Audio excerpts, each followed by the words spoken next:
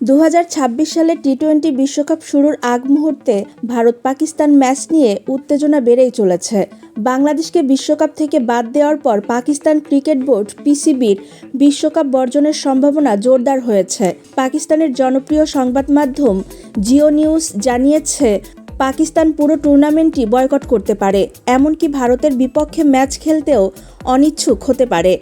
ভারতীয় সংবাদ মাধ্যমের তথ্য অনুযায়ী, পাকিস্তান যদি ভারতের বিপক্ষে ম্যাচ না খেলতে চায়, তবে পিসিবিকে প্রায় $3.8 কোটি, বাংলাদেশি মুদ্রায় প্রায় 460 কোটি টাকা আর্থিক ক্ষতির মুখোমুখি হতে হবে। শুধু তাই নয়, ভারত-পাকিস্তান ম্যাচ বর্জনের ফলে টিভি সম্প্রচার ও স্পন্সরশিপ থেকে আসা বড় আয়ও ক্ষতিগ্রস্ত হবে। হিন্দুস্তান টাইমস জানিয়েছে, ভারতের সঙ্গে স্টার স্পোর্টসের $300 কোটি সম্প্রচার চুক্তির আওতায় আইসিসির মাধ্যমে পাকিস্তানকে ক্ষতিপূরণ দাবি করা হতে পারে।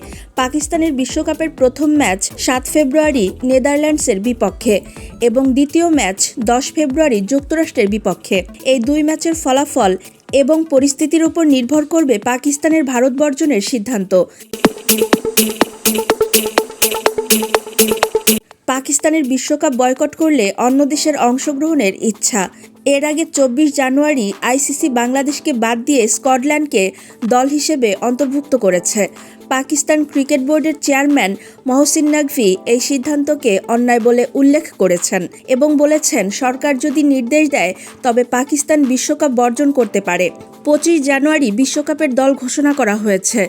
পাকিস্তান দলের চূড়ান্ত সিদ্ধান্ত প্রধানমন্ত্রী শাহবাজ শরীফের সঙ্গে বৈঠকের পর জানানো হবে। ক্রিকেট বিশ্বে এখন এই ভারত-পাকিস্তান ম্যাচ নিয়ে উত্তেজনা ও কূটনীতি জোরে সোরে চলছে।